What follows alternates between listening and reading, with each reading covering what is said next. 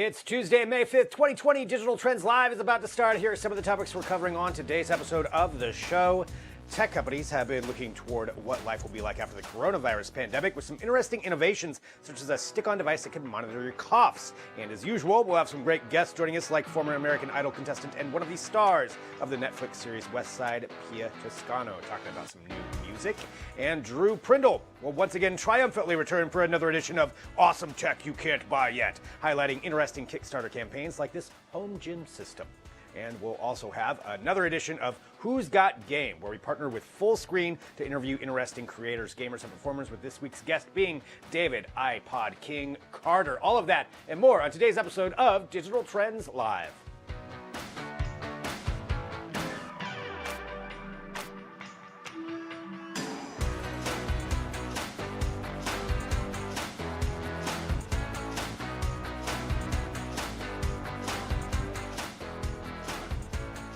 Yes, indeed. Hello, everyone. This is Digital Trends Live. I'm Greg Nibbler. Thanks so much for joining us wherever you are. We appreciate it. We broadcast live here every weekday, 9 a.m. Pacific, noon Eastern.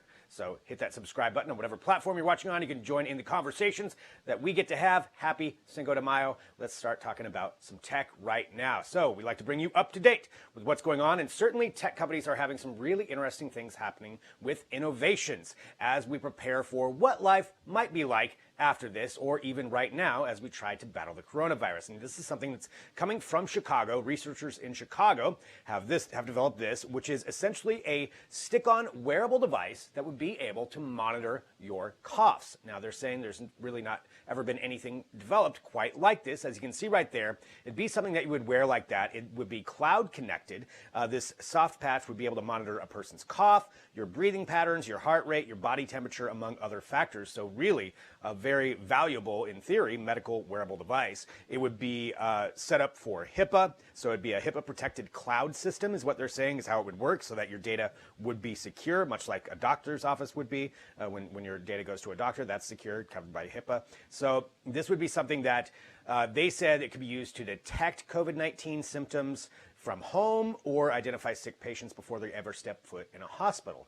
So they said that if they could get these out there to enough people, they could even remotely talk to doctors. When we talk about telemedicine, a doctor would be able to access your data and find out everything that's been going on with you for a number of time based on this secure connected cloud storage system. So this is coming from Ability Lab, who led the algorithm development, and they're the ones talking about this. They said they have been making them, actually. They've made dozens of devices each week at an in-house production facility in Chicago, and they're hoping to expand that and then see where that goes. Just one example there, and we've got a couple other ones for you as well. You can read more about that one at digitaltrends.com. Something else being developed here in the tech sector, this is coming out from Airbus. Yes, Airbus, the airplane manufacturer, who is partnering with a company from California called Koniku, and they're working on smell sensors. This is what we're talking about. So these are sensors that would, in theory, go into airports or airplanes and would be able to detect the air around them. Now, that's not something that's necessarily new. We've seen different kinds of devices that can sniff for chemicals in the air, sniff for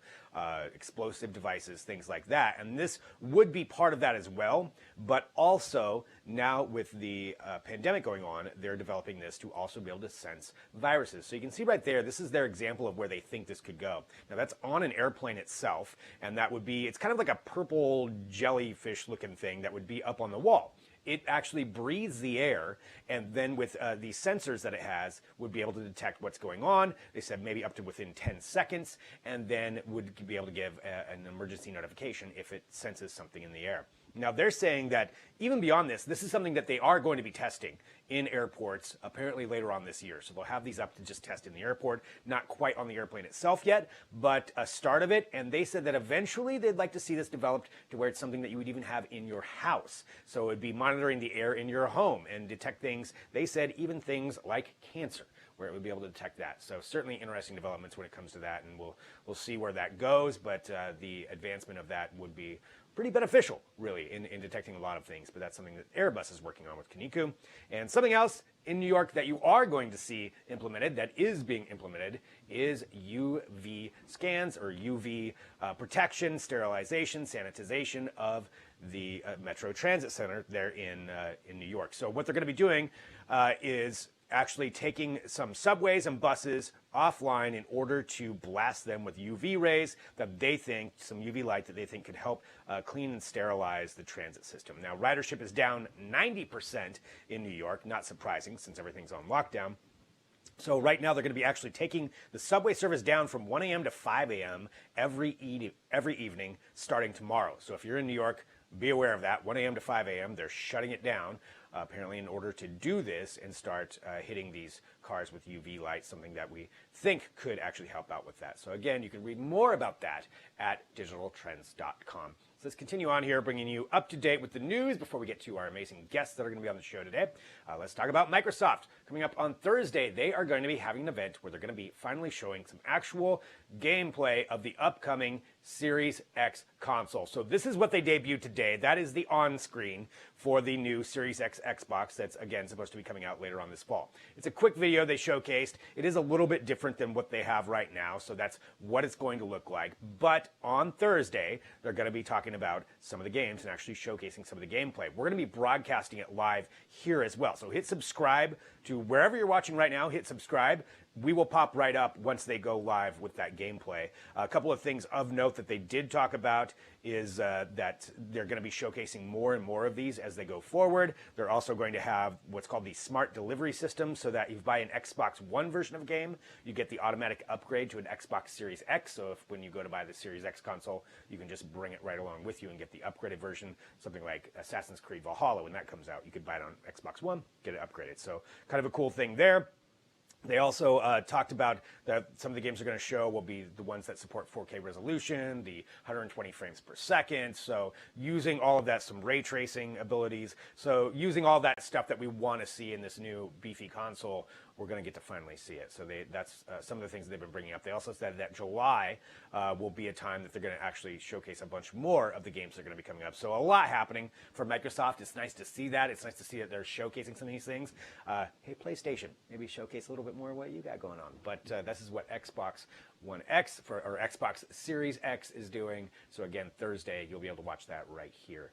Continuing on, we've got some more rumors about VR. And certainly, virtual reality is something that a lot of people are turning to right now, and perhaps as we go forward after this pandemic, that may be used a lot more. We're all using Zoom for meetings. When do we start switching to VR? It's possible. Well, Facebook, with Oculus being its virtual reality arm, they have, there's rumors actually, this is actually coming from Bloomberg, but the talk is that the new Oculus Quest is going to be lighter, it's going to be faster, and it's going to be more efficient than what they've had before. And the theory is, at least from the reports, is that this could be coming out by the end of this year. So we may actually see this, although with delays in production all over the place, perhaps that gets pushed out a year, but that's something that they're doing right now. So this is, right now, the Oculus Quest, just in case you didn't know, in the line of VR products, that sits at $399. It is standalone, so it's not the most powerful one, but it is a standalone one. It's also not the lightest one. And if they can improve on that and even maybe drop the price a little bit, I would think a lot more people would be getting into VR, and this one would be for gaming. So again, a next-gen console, that's the rumor out there right now, is that they've accelerated development on this, again, coming from that report from Bloomberg. So we may see that sooner than later, maybe even by the end of this year. So something to check out, again, at digitaltrends.com. And finally here for your news block, this is just an interesting one as we, again, are all in our pandemic life working from home. Some people miss the sounds of the office. We showcased that before, but what about the sounds of the city? And this is something that Spotify now has a playlist. You can also play it on SoundCloud, but it's coming from the New York Public Library, who put together a playlist of familiar audio landscapes from New York. We've got some examples here that you can hear. We'll play them underneath me. There it is. The wonderful sounds of the streets of New York. Yes, I'm sure there's going to be honking and somebody yelling at somebody at some point. But that is what it is. This is like Rush Hour they've got on there. They've got some other ones that are almost mini stories that they're saying. So you can hear different types and sounds. They've got one from a bustling city park. So all kinds of different things that you could play in the background if you are missing the sounds of the city and want to have that for your daily life. Well, there you go. Now there's a soundtrack that you can play. And again, that is just one more thing. We've got a lot of coverage of all of that kind of stuff. If you want to make life seem a little bit more normal, you can check all that out at digitaltrends.com. Hey, I'm gonna let you in on a little secret. It's now time for the product of the day. All right, so we're all online posting our photos, but what about getting a real-life version? That's what the product of the day is for. So we've got the Canon Ivy Mobile Mini Photo Printer, which uses Bluetooth. This is the rose gold version. So when you're, it's actually directly available and utilized or optimized for, using Facebook and Instagram. So you can take your photos offline and print them out in little stickers. So that's what we've got here. This is set up for Bluetooth. They print 2-inch by 3-inch photos that actually do have a sticking backing. So if you want to make a collage in your house, remembering what people look like in real life, well, this is something you can do for it. So it's very portable. The print resolution is 314 by 400 dots per inch. It does require you to download the Canon app to make it work with the Bluetooth, but that's really easy to do, and it's on sale right now. So you can see that link right there, that bit.ly link that is below me, whatever platform you're on. You can type that in. Go there, take a look at it. This is probably a good thing for kids too, I would imagine. If you've got some kids at home, you know, give them a project there. Have them make some stickers for you or something like that. I don't have kids. So here's where it's at right now. It is $99, so you save $30. So $30 off right now, $99.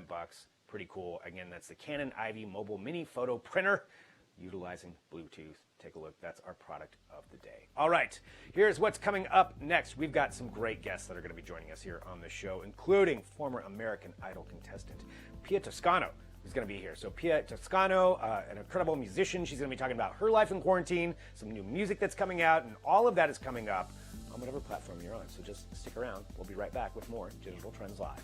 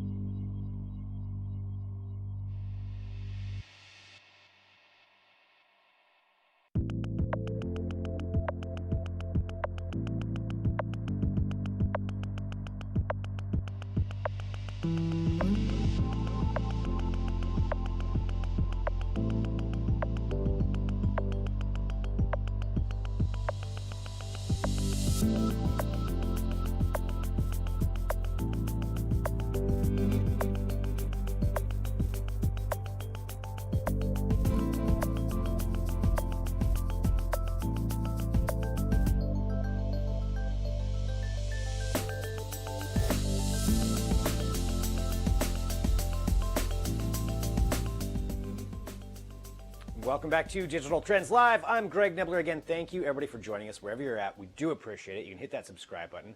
We broadcast live here every weekday, and we bring you all kinds of news, interviews, and discussions, and that includes talking to all kinds of people, including musicians and some of our favorite performers who are also all working from home. We're all in quarantine right now, so that's what we're going to talk about. Joining us here, very excited to have Pia Toscano. Pia, thank you so much for being here on the show. Really appreciate it. And something that we're asking everybody that comes on is just, how are you holding up during quarantine? You know, I'm doing okay. The first March was a really tough month. My grandmother, unfortunately, died. She passed away of COVID-19. And so that was rough. But, you know, I'm trying to find the positives out of this whole thing and, you know, trying to sharpen my skills in other areas. Of course, I miss my family in New York and I would really love to travel back. But, you know, there's lots of things keeping me busy right now. I'm taking a Zoom acting class. I'm still making music. I'm putting on live streams and yeah, I'm still making music. So just trying to see the light at the end of the tunnel and keep my mental space healthy. Yeah, and I feel like that's what a lot of people are doing too. I'm very sorry about your grandmother passing. That's horrible, and certainly thinking of you along those lines as well. Talking about, you know, music and what you do and what you bring for people too is entertainment. And how have you been performing and practicing now? You're probably used to being in front of crowds, and now it's a little bit different, being at home. What have you been doing to kind of perform during this time? Well, the most amazing thing about technology these days is that we're still able to reach the people, and through Instagram and Facebook and other platforms, Twitch and such, like we're still able to put on little shows from our home. And yeah, I mean, I was supposed to be on tour right now with David Foster, and I was supposed to be doing the Hollywood Bowl with Andrea Bocelli. I'm not sure if that's going to be happening anymore, but just keeping my skills sharp. This is not a time to be lazy. It's a time to just get better. We have that time. So, I'm still keeping up with my vocal lessons, and I try to learn one or two new songs each week. And I'm learning. I'm very bad at technology, so I'm like learning how to use GarageBand and stuff like that. I'm always calling people. I'm like, can you teach me how to do this? And a friend of mine, Phil and Urbana Lawrence, Phil's an amazing songwriter. They sent me a really nice JBL system so that I could put some reverb and delay, because I really love the setting of being on stage and having the effects and I just love that. So I try to recreate it so that in my mind, like, it feels the same. And then I can still talk and see comments with my live streams and stuff. But yeah, got to just make it work. Yeah, I mean, and I totally understand. But yeah, setting it up, in your mind, it's in the performance. And there's still everybody watching, like you said. It's I just still you try don't to get see them dressed in up person. You see the as comments best as showing I up. can. Yeah. Have you noticed yourself during quarantine picking up anything? We've talked to a lot of people who have been cooking more or trying different things that maybe they haven't done before. Is there anything like that you've been doing? Oh, yeah. I baked muffins for the first time last night. And that was interesting.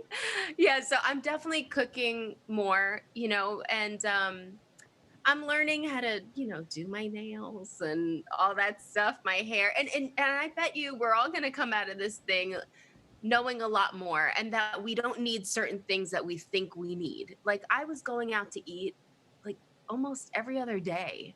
And now I'm really enjoying cooking. And so I was so in March, I was drinking a lot. Every day was like a glass of wine or something. Not crazy, but like still, I don't drink every day. And I was eating just crazy because I was like, I'm go to the pantry every 5 seconds because I was bored. I didn't know what to do with myself.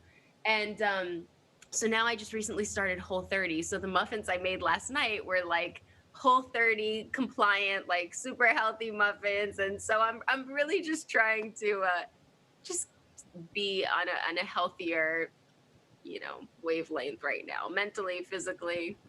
I Yeah, I think you are right in line with everybody. I think we all kind of went through that March period and then into April, and now it's like, okay, this is life now. I gotta adapt and change to it. And along those lines too, with your music, like you mentioned, you were going to be on tour, performing at the Hollywood Bowl and all of that, and that's on hold. But what about some of the music that you have coming out? Is there anything that you can tell us about? Yes. So I've been recording with an amazing producer named Jimmy Harry, who's done Pink, Kelly Clarkson. And I've done about 5 songs with him so far. I have 2 that are complete. One is called No and one is Thin Air. And I actually did those 2 with Davey Nathan and Krista Youngs, that are both kind of under Phil Lawrence's camp as well.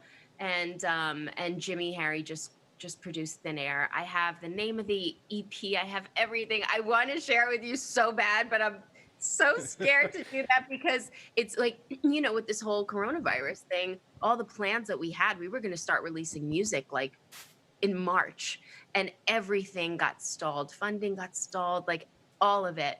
And so, but we can still create. So yeah, that's the thing. Things are a little pushed back. I'm doing, God willing, I'm going back to Queens, New York, where I'm from.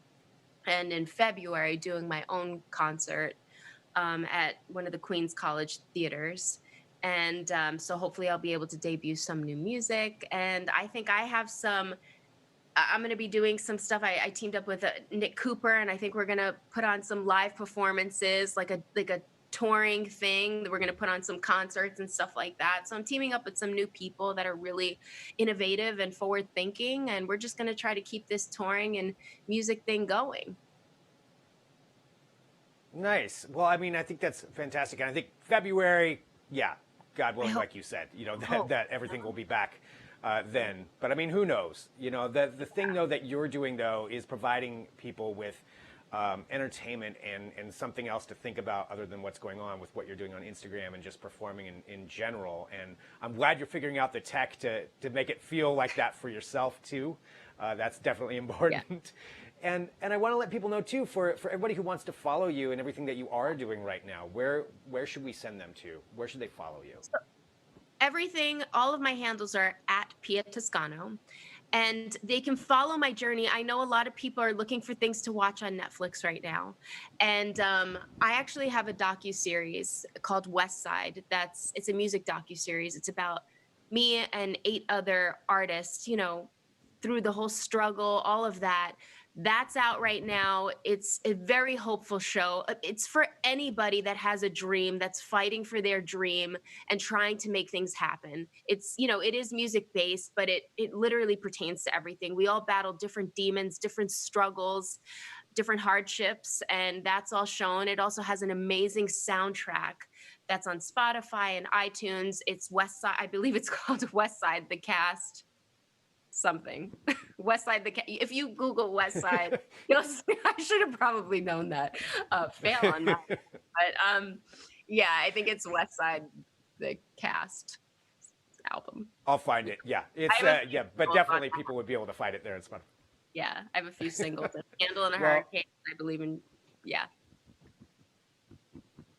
That's great. And that's, one more thing, too. Like you said, people are looking for entertainment and escape and follow a cool journey like that you've got going on there. So Pia Toscano on pretty much every social media platform, and then West Side on Netflix, and new music when you can release it on the way. And, I want to tell you the name for joining us. We really... Sorry. I know, I want you to. But... well, when you can, you'll have to come back here on the show and let us know about it. I will. Thank you so much. This really brightened up my day. So thank you so much for having me. Oh, thank you so much for being here. Pia Toscano, right here on Digital Trends Live. Thank you, everybody, for joining us, too, wherever you're watching right now. We appreciate it. We are broadcasting live here every single weekday, 9 a.m. Pacific, noon Eastern. So coming up next, we've got our smart home editor, John Velasco, with a special topic that he has brought up today about a decision that I think a lot of people are trying to make right now about something in their home, perhaps an appliance, I guess you would call it, that you use a lot. We're going to have John explain that, so that's coming up next. Stick around, back here in a minute with more Digital Trends Live.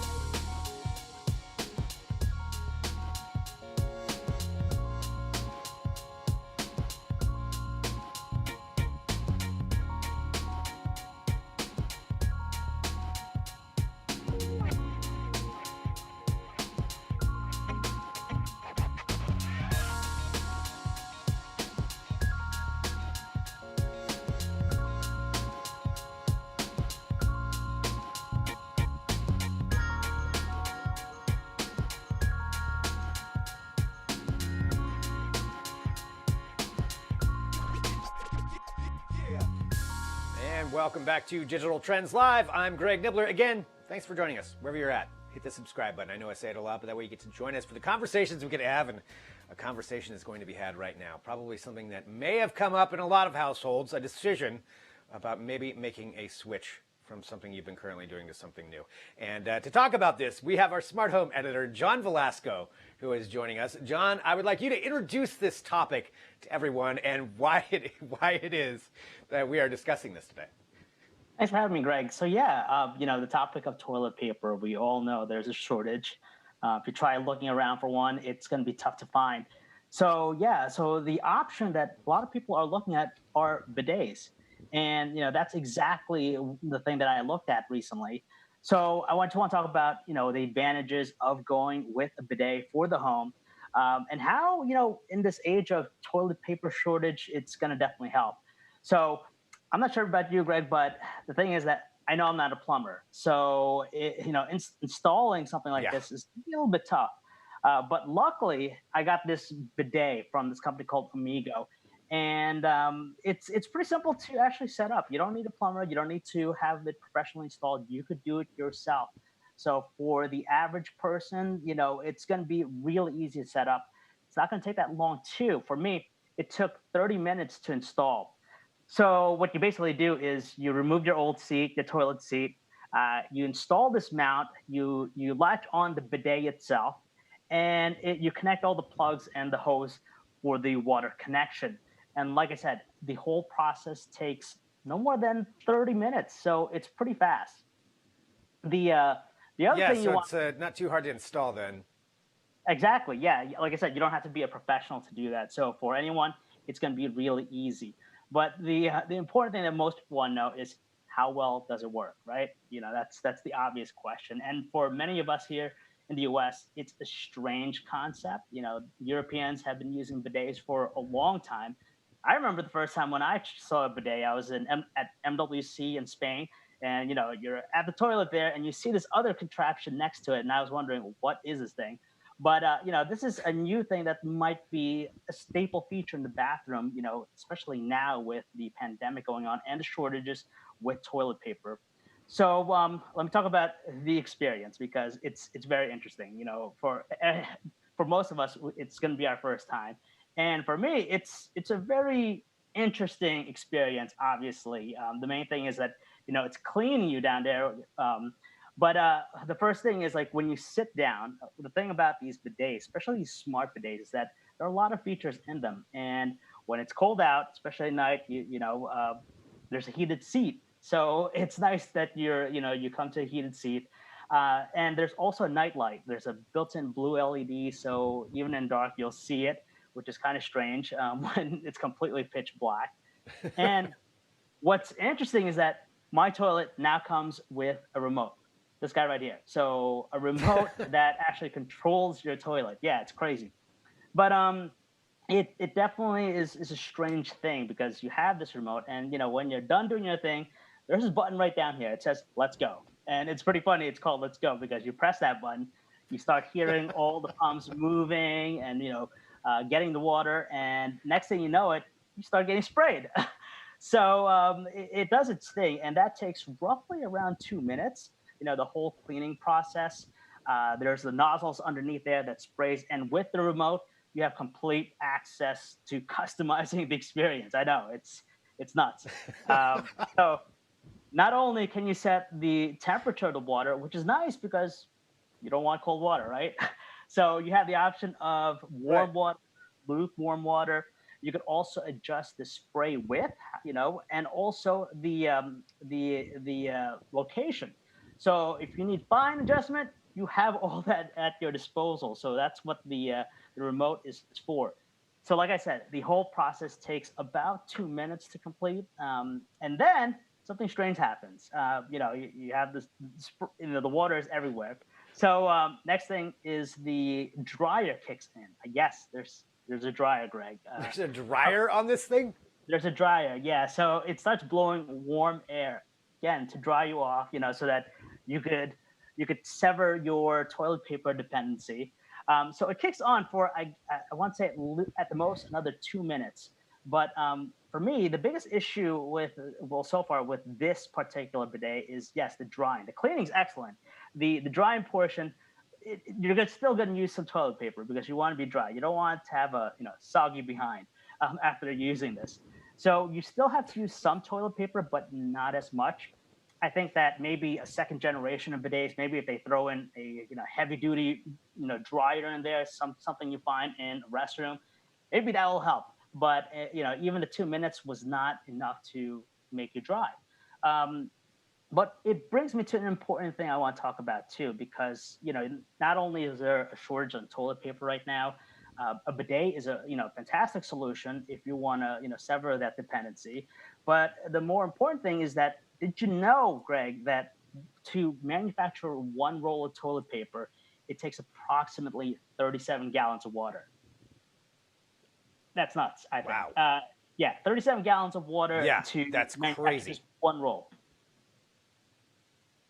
So yeah, with the bidet, you'd have to use it approximately 21 times to reach the same amount of water consumption. That's with the flushing and also what the bidet is using. And you're gonna save money. At the end of the day, you're trying to save money. If you think about the average household, they use approximately 409 rolls of toilet paper per year. If you're to figure, let's say, this at the extreme end, one roll is $1. That's $409 you're spending for toilet paper for the entire year. But with the bidet, you're looking somewhere, when you factor in the cost of electricity and also the cost of water consumption, at the low end, you're looking to be spending around $22. And at the most extreme end, $66. So you're saving the money. You're not using as much toilet paper, and you're getting an excellent clean. So, for me, it's a strange experience, but I think, bidets going, from now on might become a staple feature in the bathroom. I mean, I got to say, I know more about them now than I ever did before, just out of this segment right here, that there's programs for it. There's a remote control for it. You can dial it in for your personal experience. I mean, it does sound, you make some really good points about it. And I know we've got the article up too at Digital Trends, right? Yes, we do. Yep. At Digital Trends, just kind of about this, if people want to go into it and find out more about it. The one quick thing okay, you said between $22 to $66, it costs to use a bidet for a year. So that's not bad at all comparatively, like you said, saving money on it. Definitely interesting, and these are the times to start trying out some things like this. And John, as always, thank you for being here, for sharing your experience, for testing out the products when they need tested out, to give us that firsthand experience. Really appreciate it, John. Thanks a lot, Greg. If you want to try one out, let me know. All right. I'll let you know. John Velasco right here on Digital Trends Live talking about bidets, something that a lot of people are considering right now. So we've got the article at Digital Trends. I know we need to get to a break because coming up next, we have our own Drew Prindle returning for another edition of Awesome Check You Can't Buy Yet, where he scours the internet for different Kickstarter campaigns that he thinks are interesting or strange. Regardless, we'll have that coming up next. So stick around, back here in a minute with more Digital Trends Live.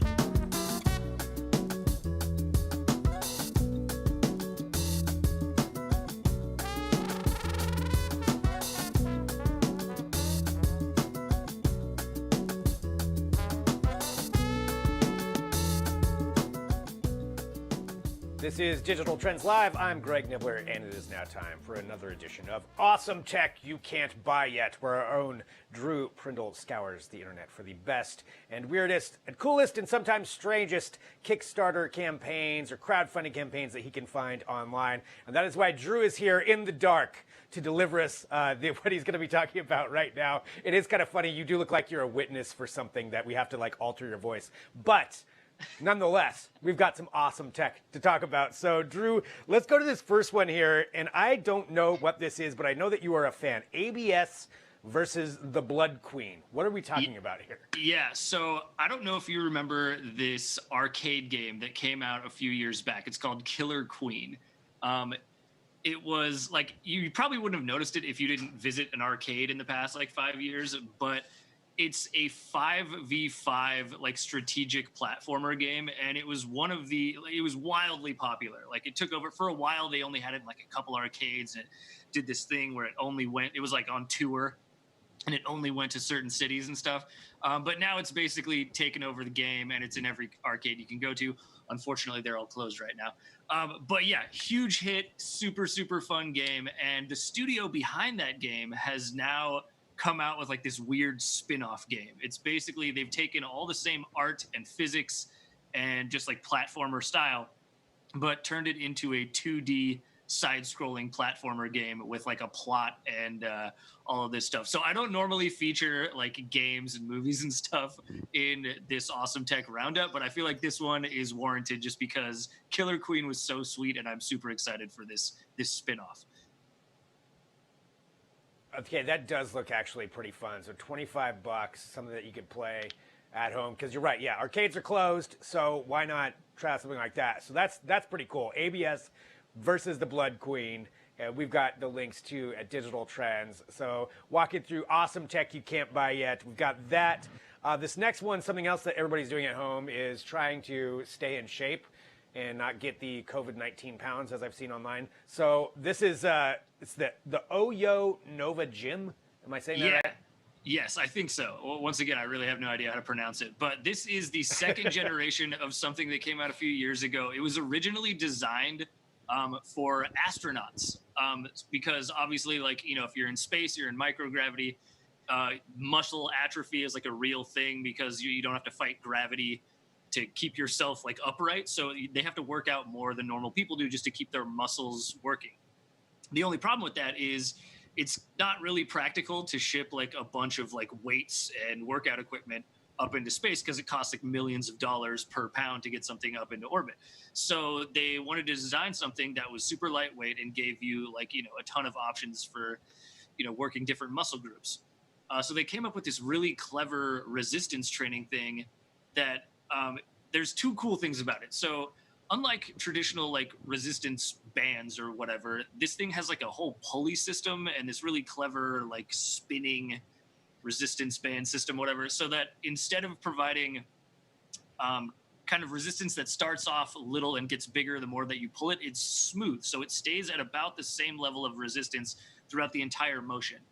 And then on top of that, it also provides resistance not only when you're pushing it together and compressing it, but also when you're pulling it apart, which gives you a massive range of available exercises. So yeah, if you're looking for something that'll give you a lot of workout options without taking up a ton of space in your tiny little apartment while we're in quarantine, this is probably something you should check out.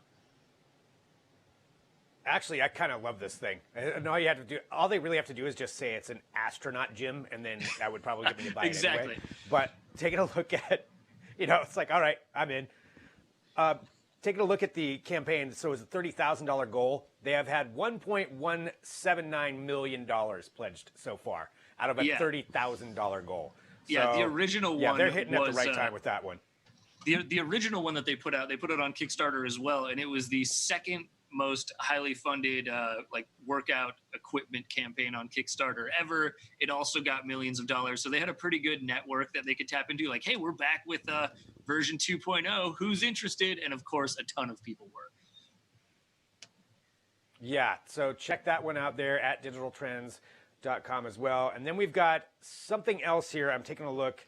The Hydra Cell by Hydrolite is what I'm seeing here. What is this one? It's a battery that runs on salt water, like exclusively. All you need to do to charge up your phone or whatever is just fill this thing up with salt water. It's super cool. And the craziest thing about it is that this technology is basically just an updated version of the like OG battery technology that like the first one, Alessandro Volta, the Italian like physicist who invented batteries.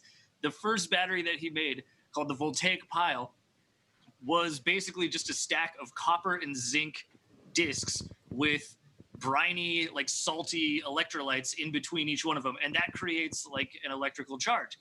This is that exact same idea, except the cells are slightly more advanced, like alloys and metals that react a little bit more strongly with salt water. And the salt water isn't in it. You put it in to start the battery up, and it's powerful enough that it can charge your cell phone like 5 times with just one like glass of salt water. It's insane. I mean, I'm telling you right now, I'm going to back this one after we're off air. This is awesome. I totally want one of those just to bring it to the beach and like dump it full of salt water. It seems like it would be perfect if you're camping at a beach or just anywhere near the ocean. Like, just forget the portable battery that's like super heavy. Just bring this sucker and you're good to go. Yeah. I can tell you right now, I'm already going to be annoying that people with this, showing it off whenever it is that we're allowed back outside again. I will be that guy. All right, so that is the Hydrosol Power Cube right there. Again, for awesome tech. You can't buy yet, but you can fund some of them, and that's something you can take a look at digitaltrends.com. Drew, thank you very much. Thank you for coming out of witness protection just for this segment. Always do appreciate it. And Drew Brindle, everybody, take a look there at digitaltrends.com for all of our awesome tech you can't buy yet. And coming up later today, too, Trends with Benefits will be happening, where Drew will be joining us as well for another podcast. That'll be a live podcast at 2:30 p.m. Pacific that you can join us for that. All right, continue on. We have a great guest joining us next because we get to talk to all kinds of cool people here on the show. And we've got a great partnership going and joining us next. Let's say this, it's the iPodKingCarter. So he is going to be joining us here on Digital Trends Live, talking about streaming gaming and everything that he's doing. I might have a couple NBA questions I want to ask him as well, but that's coming up next. So stick around back here in a minute with more Digital Trends Live.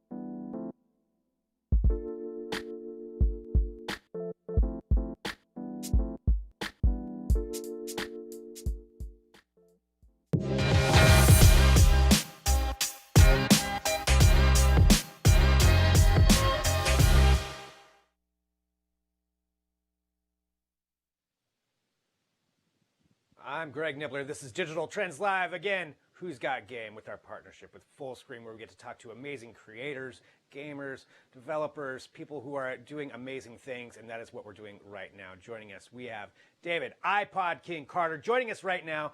First off, I want to say thank you so much for being here with us today. And something that we're asking everybody when we get started here is just, how are you holding up during quarantine? First off, thank you for having me. During this quarantine time, I can tell you that my wife and I have been on the front lines at the airports, trying to be just the best agents we could be in these times, get people out on their flights as safely as possible. But as far as gaming goes, I'm loving it. Being able to actually just sit in the house, game all the time is amazing right now. Well, I want to say first off, thank you for everything you're doing on being there on the front lines of everything. You and your wife appreciate what you're doing for all of us. To the gaming point, yeah, there's a lot of time to game now. I mean, it seems like everybody's kind of getting on and doing it a lot more. And just for you yourself, having been doing this for so long, how did you get your start originally in being basically a pro gamer? Well, a few years ago, almost a decade now, YouTube was in that sweet transition where people were starting to upload gaming videos, and I was one of the first people to hop on that train. And I can tell you right now, it was amazing. Like literally being able to just pull your phone out and record gameplay and upload it to YouTube and have people leave comments. It was that interaction that, before social media was even a thing was. And then eventually I got into streaming, got into putting myself on camera, upgrading equipment. And now here I am, a full-time streamer and YouTuber. So, looking at it from where you started to where you are now, what are some of the biggest changes you've seen in the gaming community? Being able to see it there from way back then all the way to now. I can tell you for sure that I did not see Battle Royale coming like full force how it is now. I mean, we have so many games that are top tier, such as Fortnite, Apex, even Call of Duty now has Battle Royale. So it's good to see that the times have changed where it's not just the old 6v6 matches or 9v9 ground war, things of that nature. And as well, sports gaming is starting to actually flourish a little bit more because there's more content creators, and people just in generally trying to have fun with video games. Yeah, there's so many more people on there, and I do like that idea too that you're talking about. There's more breadth of games and different things that people are doing. And for you, you mentioned that, it's a great time to be a gamer. What are some of the ones that you've been playing more, maybe that you've picked up again that you hadn't been playing before? Wow, I cannot lie to you. I've been playing a lot of GTA 5 recently. I don't know why, but GTA is just literally a big breath of fresh air because I've hopped into role play now. Back then, when GTA first came out, everybody played the storyline. Then the online came out, and they continuously kept upgrading the packages, the DLC, all of that. But now role play is such a huge thing. There are literally probably hundreds, maybe even thousands of servers where you can literally role play, whether it be a job, something you wanted to be in real life. It's just so cool that there are a lot of people coming in that may even be actors that just want to role play a little bit and have fun with video games. It's really dope. Yeah, I've been talking to a lot of people too that have been back to GTA 5 and been playing that more too. It's kind of funny that it's getting another resurgence again with people doing that. You mentioned the sports aspect as well. I mean, with NBA, well, with no sports, actual physical sports going on right now, I feel like NBA 2K 2020 has really been getting a big resurgence. And have you been playing it? Have you been speaking? I know that you've talked to some NBA players before. Have you had any interaction along those lines with it?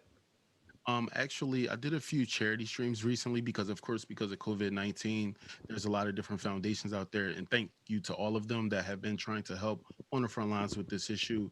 But I've been playing 2K, just literally grinding my players, actually playing with rappers that want to hop into gaming, playing with athletes that want to hop into gaming. It's like everybody nowadays.